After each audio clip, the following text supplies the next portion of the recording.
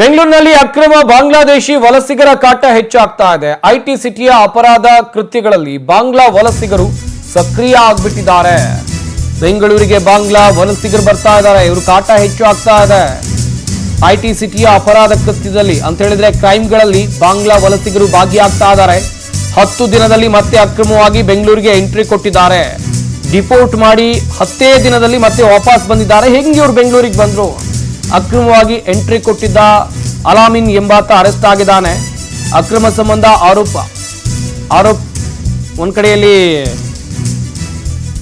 ನೋಡ್ತಾ ಇರಬಹುದು. ಬಾಂಗ್ಲಾ ವಲಸಿಗರ ಉಪಟಳ ಸಿಲಿಕಾನ್ ಸಿಟಿ ಬೆಂಗಳೂರಿನಲ್ಲಿ ಎಷ್ಟರ ಮಟ್ಟಿಗೆ ಹೆಚ್ಚು ಆಗ್ತಾ ಇದೆ ಅಂತ ಹೇಳಿ ಸಾಕಷ್ಟು ಕಡೆಯಲ್ಲಿ ಬಾಂಗ್ಲಾ ವಲಸಿಗರು ಇದ್ದಾರೆ ಎನ್ನುವಂತ ಮಾಹಿತಿ ಕೂಡ ಪೊಲೀಸರಿಗೆ ಸಿಕ್ಕಿತ್ತು. ಅವರನ್ನ ವಾಪಸ್ ಕಳಿಸುವಂತ ಕೆಲಸವನ್ನು ಕೂಡ ಮಾಡಿದ್ರು. ಆದ್ರೆ ಮತ್ತೆ ಅವ್ರು ಬರ್ತಾ ಇದ್ದಾರೆ. ಈತನ ಹೆಸರು ಅಲಾಮಿನ್, ಅರೆಸ್ಟ್ ಆಗಿದ್ದಾನೆ. ಹಾಗೇನೆ ಅಲಾಮಿನ್ ಕಾಲು ಮುರಿದು ಕೂಡ ಹಲ್ಲೆ ಮಾಡಲಾಗಿತ್ತು ಅಕ್ರಮ ಸಂಬಂಧ. ಇನ್ನೊಂದ್ ಕಡೆಯಲ್ಲಿ ಡಿಪೋರ್ಟ್ ಮಾಡಿ 10 ದಿನದಲ್ಲಿ ಈತ ಹೇಗೆ ವಾಪಸ್ ಬೆಂಗಳೂರಿಗೆ ಬಂದ ಅಂತ ಹೇಳಿ ಸದ್ಯಕ್ಕೆ ಪ್ರಶ್ನೆ ಕೂಡ ಇದೆ. ಬೆಂಗಳೂರಿನಲ್ಲಿ ಇವರು ಕೆಲವೊಂದಿಷ್ಟು ಕ್ರೈಮ್ ಆಕ್ಟಿವಿಟಿಗಳಲ್ಲೂ ಭಾಗಿಯಾಗ್ತಾ ಇದ್ದಾರೆ ಎನ್ನುವಂತ ದೊಡ್ಡ ಮಟ್ಟದ ಆರೋಪ ಇರುವಂತದ್ದು. ಆದ್ರೂ ನಿಮ್ ಸ್ಕ್ವಾಡ್ ಇಲ್ಲಿ ಒಬ್ಬರನ್ನ ಹಿಡಿದಿಲ್ಲ ನೋಡಿ. ಇನ್ನೂ ತುಂಬಾ ಜನ ಬಾಂಗ್ಲಾದೇಶರು ಇದ್ದೇ ಇದಾರೆ.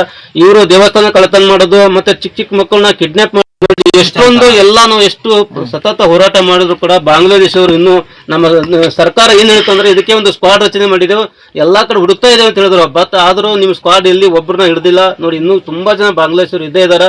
ಇವರು ದೇವಸ್ಥಾನ ಕಳ್ಳತನ ಮಾಡೋದು ಮತ್ತೆ ಚಿಕ್ಕ ಮಕ್ಕಳನ್ನ ನಾವೆಲ್ಲ ಅನ್ಕೊಂಡಿರ್ಬೇಕು ಬಾಂಗ್ಲಾದೇಶವರು ಆಲ್ರೆಡಿ ಹೋಗ್ಬಿಟ್ರು ಅಂತ. ಇನ್ನು ಬಾಂಗ್ಲಾದೇಶರು ಯಾರು ಹೋಗಿಲ್ಲ. ಇನ್ನು ತುಂಬಾ ಜನ ಬಾಂಗ್ಲಾದೇಶರು ಇದ್ದಾರೆ. ಪ್ರತಿ ಶೆಡ್ ಅಲ್ಲಿ ನೋಡಿದ್ರೆ ಬಾಂಗ್ಲಾದೇಶ ಇದ್ದೇ ಇದಾರೆ. ನಮ್ ನೋಡ್ಬಿಟ್ಟು ಓಡೋಗ್ತಾ ಇದಾರೆ. ನಾವು ಇವಾಗ ನೋಡಿ ಇಲ್ಲಿ ಬಂದ ತಕ್ಷಣ ಸುಮಾರು ಒಂದು 20 ರಿಂದ 30 ಜನ ಓಡೋಗ್ಬಿಟ್ರು. ಇವನು ಓಡೋಕ್ಕಾಗಿಲ್ಲ, ಅವನು ಉಳ್ಕೊಂಡ್ಬಿಟ್ಟ, ಇವನ್ ಕಾಲ್ ಈ ತರ ಆಗಿದೆ ಅಂತ. ನಾನು ಸರ್ಕಾರ ಕೇಳ್ತೀನಿ ಅಥವಾ ನಮ್ಮ ಡಿಪಾರ್ಟ್ಮೆಂಟ್ ಹೇಳ್ತೀನಿ, ನೀವು ಸ್ಕ್ವಾಡ್ ರಚನೆ ಮಾಡಿದ್ದೆವು, ನಾವು ಹಿಡಿತಾ ಇದ್ದೇವೆ ಅಂತ ಹೇಳ್ತಾ ಇದ್ರಿ, ನೀವು ಯಾರಿಗೂ ಒಬ್ರಿಗೆ ಹಿಡಿದಿಲ್ಲ, ನೀವು ಯಾವ ಸ್ಕ್ವಾಡ್ ರಚನೆ ಮಾಡಿದ ಅನ್ಕೋತೀನಿ. ಎಲ್ಲ ಹಂಗೆ ಇದಾರಲ್ಲ, ನೀವು ಎಲ್ಲಿ ನೀವು ಸ್ಕ್ವಾಡ್ ರಚನೆ ಮಾಡಿದ್ದೀರಾ? ಯಾರಿಗೆ ಹಿಡಿದಿದ್ದೀರಾ ನೀವು? ನಾವು ಏನಾರು ಕೇಳಕ್ ಹೋದ್ರೆ ಪೊಲೀಸ್ ನೈತಿಕಿರಿ ಅಂತೆ. ನೀವು ಪೊಲೀಸರು ನೀವು ಕೆಲಸ ಮಾಡಿ, ನಾವ್ಯಾಕೆ ಬರೋಣ? ಇದು ನೋಡಿ ಇವ್ರು ಹಿಡೀರಿ ನೀವು ಬಾಂಗ್ಲಾದೇಶನ ಇಲ್ಲಿಗಲ್ಲಿ ಯಾಕೆ ಬಂದಿದ್ದಾರಲ್ಲ, ಇವರೆಲ್ಲ ಏನೇನು ಕೆಲಸ ಮಾಡ್ತಾ ಇದಾರೆ ನಿಮ್ಗೆ ಗೊತ್ತಲ್ಲ. ನೀವು ಕೆಲಸ ಹಿಡಿತಾ ಇಲ್ಲ, ಅದಕ್ಕೆ ನಾವು ಬಂದು ನಿಮ್ನ ತೋರಿಸ್ತಾ ಇದ್ದೀವಿ ನೋಡಿ. ನಾವು ಏನಿಲ್ಲ ಬಂದು ನಿಮ್ಗೆ ತೋರಿಸ್ತಾ ಇದ್ದೇವೆ ನೋಡಿ, ಇಲ್ಲಿ ಬಾಂಗ್ಲಾದೇಶರು ಇದಾರೆ ಅಂತ ಅಂದ್ಬಿಟ್ಟು. ನೀವು ಮಾಡಾರ ಕೆಲಸ ನಾವು ಮಾಡ್ತಾ ಇದ್ದೇವೆ.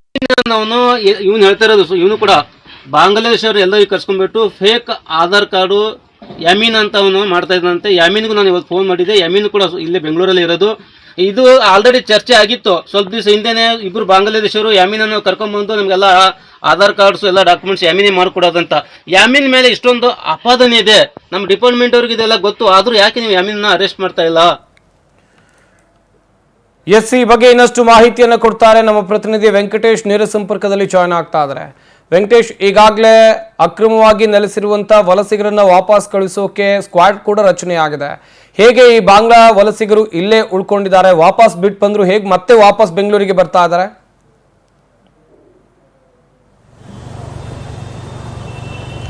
ಅವರು ಸಂಪತ್ತೇನು ಅಕ್ರಮವಾಗಿ ಬೆಂಗಳೂರಿನಲ್ಲಿ ನೆಲೆಸಿರುವಂತಹ ಬಾಂಗ್ಲಾ ವಲಸಿಗರನ್ನ ಅವರ ದೇಶಕ್ಕೆ ವಾಪಸ್ ಕಳಿಸಬೇಕು ಅಂತ ಹೇಳಿ ಆದೇಶ ಆದ ನಂತರ ಎಲ್ಲೆಲ್ಲಿ ಇದ್ರು ಅವರನ್ನ ಹುಡುಕಿ ಮತ್ತೆ ಅವರನ್ನ ವಾಪಸ್ ಕಳಿಸುವಂತಹ ಪ್ರಯತ್ನಗಳು ಕೂಡ ನಿರಂತರವಾಗಿ ಆಯಿತು. ಅದರಲ್ಲಿ ಕೂಡ ಬಾಂಗ್ಲಾದ ಕೆಲವೊಂದಷ್ಟು ಜನ ಏನು ಎಲೆಕ್ಟ್ರಾನಿಕ್ ಸಿಟಿ ಸಮೀಪವಿರುವಂತಹ ಒಂದು ಪರಪ್ ನಗರ ಇದೆ, ಅಲ್ಲಿ ಕೂಡ ವಾಸವಾಗಿದ್ರು. ಅಂತವ್ರನ್ನು ಕೂಡ FRO ಮೂಲಕವಾಗಿ ದೇಶದ ಗಡಿಭಾಗಗಳ ಮೂಲಕ BSF ಯೋಧರು ಸೇರಿದಂತೆ ಅಲ್ಲಿ ಒಂದು ಕಾನೂನು ಪ್ರಕಾರವಾಗಿ ಇಲ್ಲಿಂದ ಅವ್ರನ್ನ ಹೊರಗಡೆ ಕೂಡ ಕಳಿಸಿದ್ರು. ಅದಾದ ಬಳಿಕ 10 ದಿನಗಳ ನಂತರ ಮತ್ತೊಂದಷ್ಟು ಜನ ಇಲ್ಲಿ ಬೆಂಗಳೂರಿನಲ್ಲಿ ಆಕ್ಟಿವ್ ಆಗಿರುವಂತದ್ದು.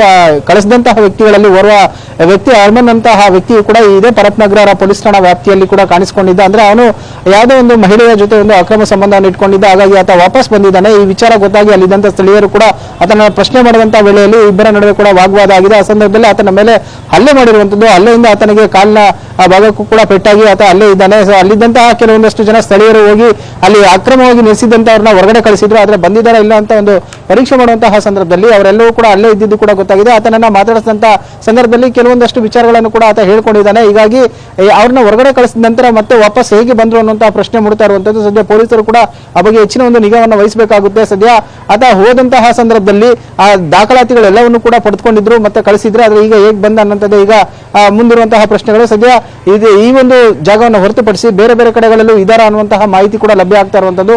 ಆ ಹಿನ್ನೆಲೆಯಲ್ಲಿ ಪೊಲೀಸರು ಕೂಡ ಈಗ ಆ ಒಂದು ಅಕ್ರಮವಾಗಿ ನಿಲ್ಲಿಸಿರುವಂತಹ ಅವರ ಒಂದು ಪತ್ತೆಗೆ ಕೂಡ ಮುಂದಾಗಿರುವಂತಹದ್ದು. ಸಂಪತ್, ಥ್ಯಾಂಕ್ ಯು ವೆಂಕಟೇಶ್ ತಮ್ಮ ಡೀಟೇಲ್ಸ್ಗಾಗಿ.